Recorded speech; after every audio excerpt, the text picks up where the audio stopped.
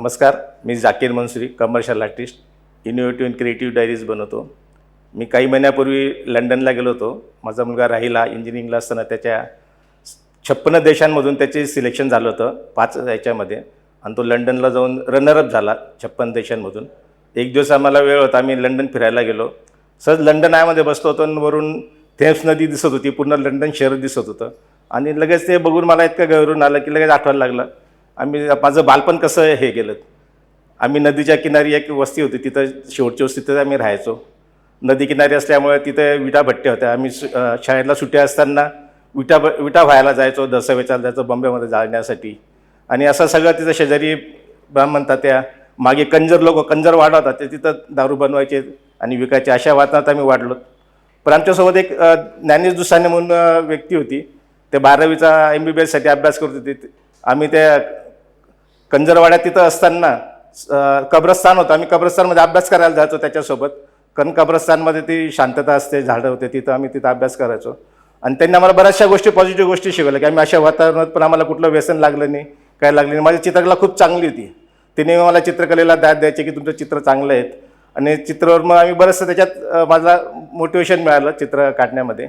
नंतर मी 10वीत असताना आमच्या गल्लीत एक तांदूळ म्हणून एक संघटना स्थापन झाली. त्यांनी मला बोर्ड करायला लावला. मी आयुष्यात कधी बोर्ड केलेला नव्हता. फुटलेला एक ड्रम घेतला, ड्रमला आम्ही त्याला कलरिंग केलं आणि हिंदू एक तांचा माझा आयुष्यातला पहिला साईनबोर्ड मी तिथंच केला. तिथून माझ्या ड्रॉइंगला यायला सुरुवात झाली. मग बरेच नंबर प्लेटचे कामं माझ्याकडे यायला लागले. नंबर प्लेट, साईनबोर्ड करणं, असं करत करत मी 12वीपर्यंत आलो. 12वीला बऱ्याच लोकांनी मला सांगितलं की तुम्ही चित्रकला महाविद्यालयात ॲडमिशन घ्या. चित्रकला महाविद्यालयात ॲडमिशन घेतलं तुमच्या पुढे अजून चांगलं करिअरला चांगलं सुरुवात होईल. मग मी चित्रकला महाविद्यालयात ॲडमिशन घेतलं. 12वीनंतर 4 वर्षाचा कोर्स होता. पहिलं वर्ष झालं. नंतर मग एका पेंटरशी आम्ही काम करताना पेंटरने सांगितलं की तुला मुंबईत खूप वाव आहेत चित्रकलेला, याला त्याला. मुंबईत गेलं तुला खूप क्रिएटिव्हिटी खूप चांगली करू शकतो. मग तेव्हापासून मुंबई एकच डोक्यात घुसली की मुंबईला ॲडमिशन घ्यायचं. पण मुंबईला ॲडमिशन घ्यायचं तर मध्येच ॲडमिशन असं मिळणं शक्य नव्हतं. सगळे कॉलेजचे प्रोफेसर वगैरे सगळे चित्र की असं मधून ॲडमिशन मिळत नाहीत. पण मला ते स्वस्त बसून येतं की म्हटलं काही करून एकदा प्रयत्न करून का ना. पण मुंबई डोक्यात घुसली, ती मुंबईला जायचं काही करून. मग रात्री असं आमचं अंगणाच्या वट्यावर मी झोपलो होतो रात्री 10 वाजेपर्यंत. झोप लागत नव्हती, सतत मुंबई डोळ्यासमोर दिसत होती. तसं 10 वाजता रात्री मी ते अंथरूण उतरलं, घरामध्ये गेलो. म्हटलं मला मुंबईला जायचं आहे. घरचे म्हटलं कुठं चालला. म्हटलं मला काही चित्रकलेचं महाविद्यालयाचं सामान घ्यायला जायचं आहे, मटेरियल घ्यायला जायचं आहे. कारण ॲडमिशनचं सांगितलं तर मला ॲडमिशनला जाणं, परमिशन देणं शक्यच नव्हतं. मग मी तसं रात्री मित्राला घेतलं. 11:30ची एस टी होती. आम्ही मुंबईला गेलो. मुंबईला आल्यानंतर मुंबईचं काहीच माहिती नव्हतं. मग मी कॉलेजचा ॲड्रेस विचारतो. कॉलेजला पोहोचलो, प्राचार्यांना भेटलो. प्राचार्य म्हटलं की असं मधून ॲडमिशन मिळूच शकत नाहीत, कारण डायरेक्टर ऑफिसमधून तुम्हाला ॲडमिशन पाहिजे तर एक जागा वाढवून घ्यावी लागते आणि ते शक्य नाही, तुम्हाला ॲडमिशन मिळणं शक्य नाही. पण माझ्या डोक्यात इतकं मुंबई घुसलं होतं की मी त्यांना खूप 1-1.5 तास त्यांच्याशी बोललो. मी काय बोललो असेल मलाही माहीत नाही, पण खूप त्यांच्याशी मी बोललो की मला असं ॲडमिशन घेणं मला खूप गरजेचं आहे. नंतर घरी आलो. घरी आल्यानंतर मी त्यांना 7-8 पानी एक पत्र लिहिलं की मला काही करून मला ॲडमिशन पाहिजेत. आणि एक दिवस मुंबईहून फोन आला की तुम्हाला ॲडमिशन मिळालीत.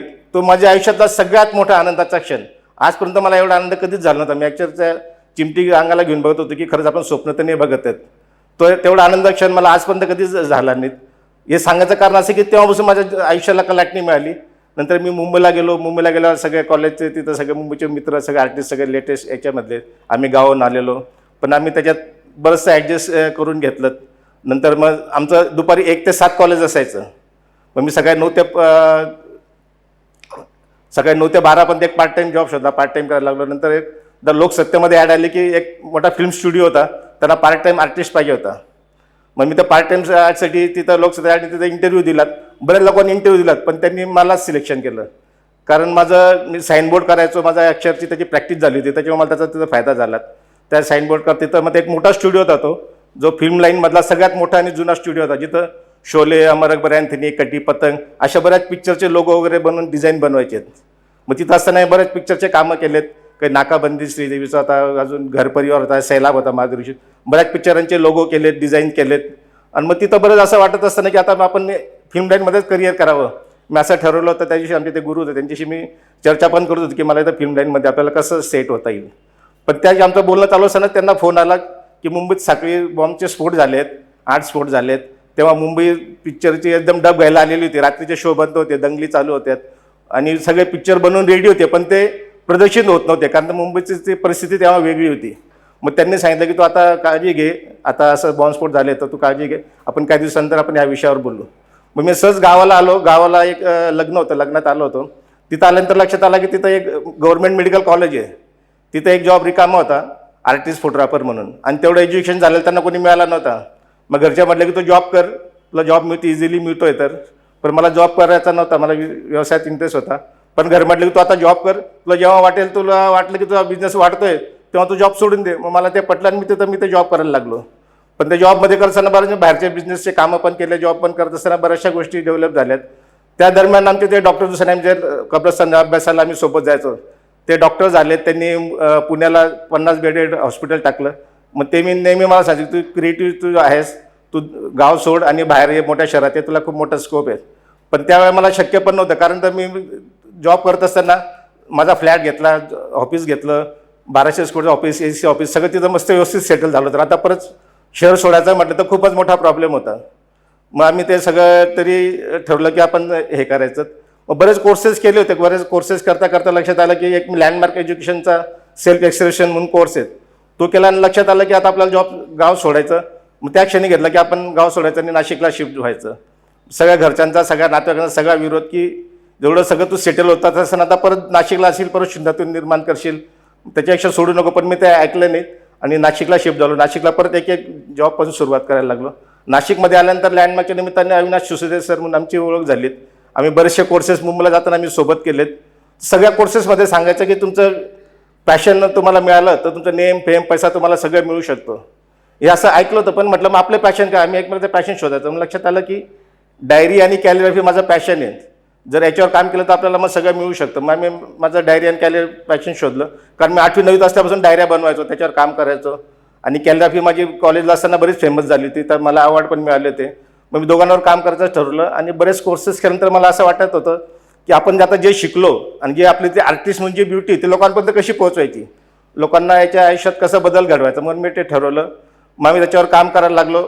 आणि अविनाश सर माझे की तू जॉब सोडून देत, तुला काही प्रॉब्लेम तर मी आहे. मग मी तो गव्हर्नमेंटचा जॉब होता तोही सोडून दिला. आणि घरच्यांचे, नातेवाईकांच्या सगळ्यांचा रोष पत्करला की गव्हर्नमेंट जॉब कशाला सोडतात. पण मी सोडून मग त्याच्यावर काम करायला लागलो. मग मी ठरवलं की आपलं जे आता पॅशन आहे डायरी, आणि त्याच्यावर मग काम करायला सुरुवात केली. पण पहिलं डायरी मग त्यांना काम करताना ती इतकं अवघड होतं, खूप त्रास होत होता. कारण ब्रेड बटर पण चालतं, नोकरी पण सोडलेली, ब्रेड बटर पण चालवायचं होतं. आणि तेवढं करत असताना मला जगात वेगळी अशी डायरीच नाही, अशी डायरी मला बनवायची होती की जगात अशी कुठे डायरीज नाही. आणि ती डायरी माझं खूप आयुष्य बदलेल अशी मला डायरी बनवायची होती. मग त्यात तरी 1 वर्ष 1.5 वर्ष खूप काम केलं. खूप प्रॉब्लेम पण आले, अडथळे आलेत. पण तरी मी माझी पहिली डायरी बनवली आणि ती बनवून इतकी चांगली झाली की मनासारखी ती डायरी झाली. नंतर ती डायरी एवढी प्रसिद्ध पण झाली की ती संसद भवनमध्ये पंतप्रधान नरेंद्र मोदीपासून सोनिया गांधी, राहुल गांधी, देवेंद्र फडणवीस, शरद पवार, संसद भवनमध्ये जेवढे मेंबर्स त्यांना प्रत्येकाला मी नावानिशी ती डायरी दिली. 400 भारतातले 400 IAS ऑफिसर, 400 IPS ऑफिसर ती डायरी गेली. मी ठरवलं होतं की 2 वर्षात माझी डायरी 10,000 विक्री झाली पाहिजे, असं मी ते स्वप्न ठरवलं होतं. पण ती 2 वर्षात माझी 50,000पेक्षा जास्त ती डायरीचा खप झालं. मग तेव्हा इतकं मोटिवेशन मिळालं की अरे आपण या वेगवेगळ्या विषयांवर डायरी आपण त्या करू शकतो. माझी ती डायरी फ्रँकफुर्ट जर्मनी ते प्रदर्शनात पण मानली गेली. म्हणजे आपण कुठं कंजरवाडा आणि तिथून आता कुठं आपण फ्रँकफुर्ट जर्मनला आपली डायरी गेली तर एक वेगळंच स्वप्न होतं. मग डायऱ्यांमध्ये खूप काम करायची इच्छा झाली आणि नंतर लक्षात आलं की आपण खूप वेगवेगळ्या विषयांवर डायऱ्या काढू शकतो. मग मी प्रेग्नंट वुमनवर डायरी काढली, लहान मुलांच्या याच्यासाठी डायरी काढली, मुलींसाठी डायरी काढलीत. एक डायरी अजून अशी बनवली की आपले ते लोकांचे स्वप्न पूर्ण करेल अशी मी आणि माझे स्वप्न म्हणून डायरी बनवली. ती लोकांच्या आयुष्यात बदल घडवत होती, तिच्याने बऱ्याच फेमस पण झाली, तिच्या बऱ्याच आवृत्त्या पण तयार झाल्यात. आणि अशा डायऱ्यांचा माझा एक प्रवास सुरू झाला आणि ज्याच्यामुळे की माझं पूर्ण आयुष्यच बदललं. जसं लोक सांगायचे की तुमचं नेम, फेम, नाव तुम्हाला सगळं पॅशन मिळून देऊ शकतं, आणि ते आता मला अनुभवायला लागलं की आपलं पॅशन जर मिळालं तर आपलं नेम, फेम, आपल्याला सगळ्या गोष्टी मिळू शकतात. त्याच्यामुळे बरंचसं आयुष्य चेंज झालं. आणि आता काही गोष्टी प्लॅनिंग करतो आहे, बरंच सामाजिक विषयावर मला डायऱ्या बनवायच्या आहेत. काही कॅन्सर विषयावर बनवायची की जे कॅन्सर पेशंटला त्यांच्या आयुष्यात बदल घडेल अशी मी कॅन्सर विषयावर किंवा अशा बऱ्याच याच्यावर काम पण करतो आहे की जेणेकरून मला त्याच्यात काम करता येईल, समाजासाठी काहीतरी वेगळं काम करतील याच्यावर काम चाललं आहे. आणि नंतर मला लक्षात आलं की अरे आपण असा प्रवास करून आज आपण लंडनच्या याच्या पाळण्यात बसलो आहेत आणि सगळं जग दिसतं आहे, किती सुंदर जग आहे. आणि एक काळ ते पण लहानपण सुंदर होतं आणि खूप देवाला धन्यवाद दिलं की अरे खूप खूप धन्यवाद की मला हे आयुष्य मला मिळालं आणि असंच आयुष्य मला आनंदित काही नेहमी प्रमोशन ठेव हीच इच्छा.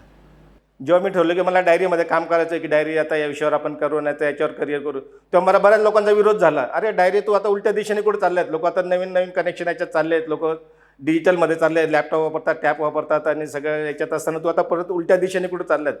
पण मला माहिती आहे की पॅशन मला करायचं होतं, कारण लिहिल्याने जे बेनिफिट्स आहेत, जेव्हा आपण प्रॉपरली लिहितो त्या सबकॉन्शियस माइंडमध्ये ज्या गोष्टी जातात ज्या आहेत ते आपण डिजिटल याच्यामध्ये नाही मिळू शकत. तर मला त्याचं काही करून मला म्हटलं नाही झालं तरी चालेल, पण मला या विषयावर कामच करायचं. मला 1% जरी मला लोक मिळाले तरी माझ्यासाठी खूप होतं.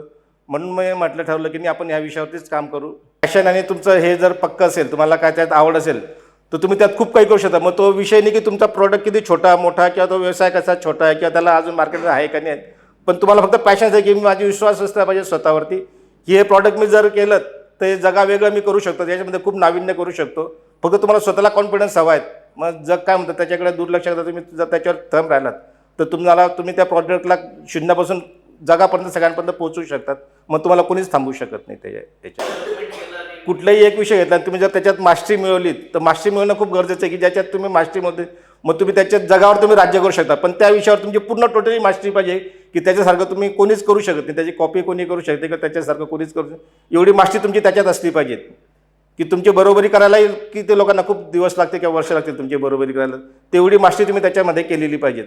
आणि मास्टरी कुठून येते, जर तुमचं पॅशन असेल, तुम्हाला काही वेगळं असेल तर त्याच्यात एवढी मास्टरी करू शकतात.